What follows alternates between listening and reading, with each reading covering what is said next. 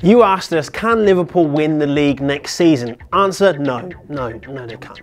Unless they sell these 5 players and use some of that Coutinho money to bring in the fresh faces we already told you about in our last video, which is somewhere to be clicked. Quick plug done. Here are the 5 players that Liverpool need to unfollow on Facebook, unmatch on Tinder, and say, who this, if they ever try calling the stadium again. Liverpool spent 75 million on Van Dijk. That's like buying one Gucci shoe and wearing socks with holes in them.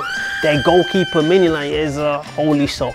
It's time to throw away socky Mignolet and get themselves something like a pair of socks your nan gets you for Christmas that's only to be worn on special occasions. Mignolet has been given far too many chances. He might have the odd good game, but then he lets himself down with horrendous mistakes that no goalkeeper who plays for a supposed big club should be making. At 29, Mignolet should be in his prime goalkeeping years, but he's yet to consistently show the kind of cat-like reflexes shown game by game by the goalkeepers of Liverpool's rival teams. With money to spend, goalkeepers like Timo Horn or Kevin Trapp could be a more than worthy replacement. During Sturridge's 2013-14 season, he managed to dance his way into the hearts of many Liverpool fans. These days, Sturridge would probably twist his ankle trying to put on his dancing shoes. Yet, under Brendan Rodgers, Sturridge was a serious threat, scoring 21 Premiership goals and definitely one of the first names on Liverpool's team sheet. However, since Klopp arrived, Sturridge has not managed to reach double figures for a season, and he's more of a squad player. Coupled with having a body like Mr. Glass from Unbreakable, he is an injury waiting to happen. Sturridge is not only an injury liability, he's also as good as he'll ever be. If Liverpool have aspirations to continue their run in the Champions League and challenging for that title, they need a striker that they can believe will make it all the way through the season unbroken.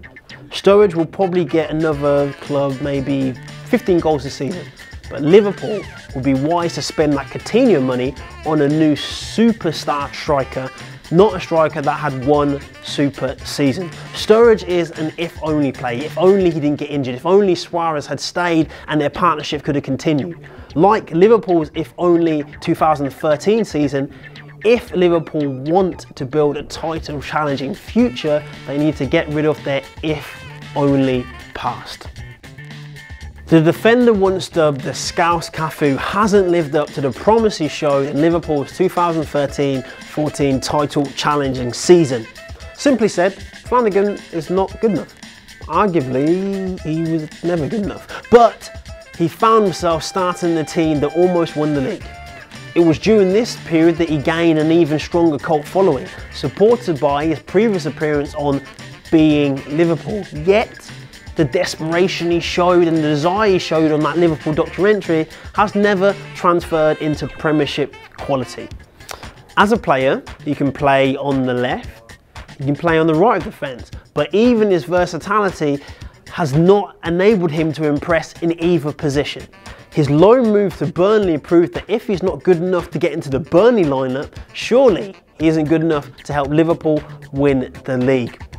Liverpool fan Aaron Yearwood says, Flanagan simply isn't good enough. It's time to set him free to try and restart his career. Do you agree? I think Aaron's right.